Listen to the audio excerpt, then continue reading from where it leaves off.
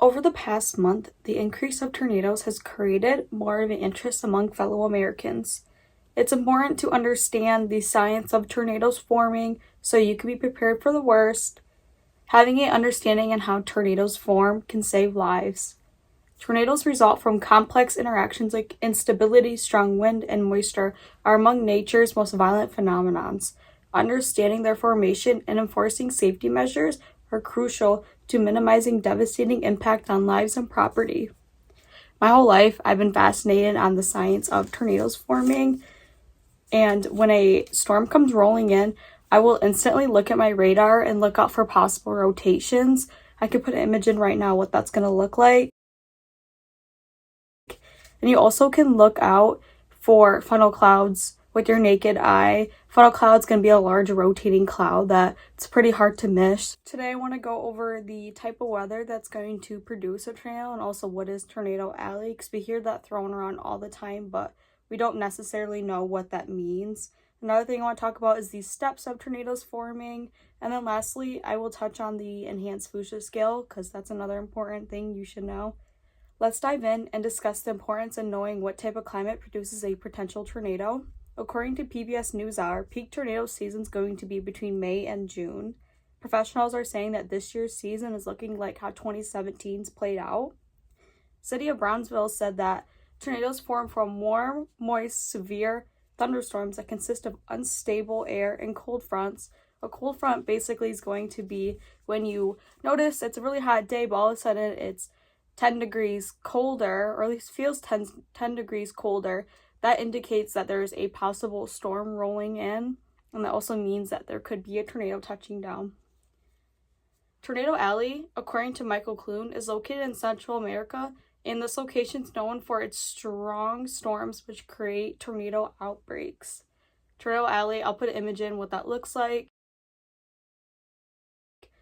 If you live outside of Tornado Alley, you can also be hit from tornadoes, so just being heavily aware if you're traveling in the Central America region to look out for possible strong storms coming in.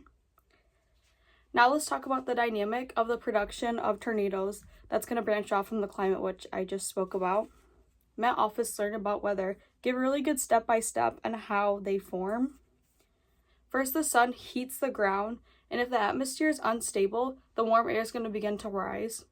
Tall clouds will be formed, like the ones you see during thunderstorms. Wind shears, when the wind exceeds new heights, the wind above will begin to spin and roll over the lower, slower moving wind. That creates a horizontal spinning wind above. It's going to look like a cylinder. Then warm air causes the wind to spin vertically. So instead of it spinning horizontally, it's going to begin to make its way vertically. That's going to create a supercell, which is deep rotating updrafts.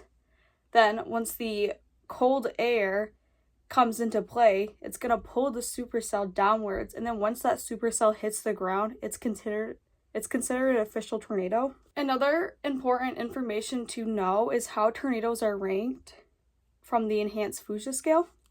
According to National Weather Service, the enhanced Fuchsia scale is known as the EF scale, and it's going to have 5 levels to it. This is going to rate their speed and their destruction. An EF1 is the lowest level, and the wind speed is 65 to 85 miles per hour. Then an EF5 is going to be over 200 miles per hour and is highly destructive. Another thing to understand is a tornado can be ranked in EF4, and it happens to go through a town with more people, it may become an EF5 due to the destruction and the lives lost. Today, I went over the type of weather that's going to produce a tornado. I also talked about Tornado Alley. Another thing was the steps of tornadoes forming. And then lastly, I just spoke about the enhanced Fuchsia scale. Again, tornadoes result from complex interactions like instability, strong wind, and moisture are among nature's most violent phenomenons. Understanding their formation and enforcing safety measures are crucial to minimizing their devastating impact on lives and property.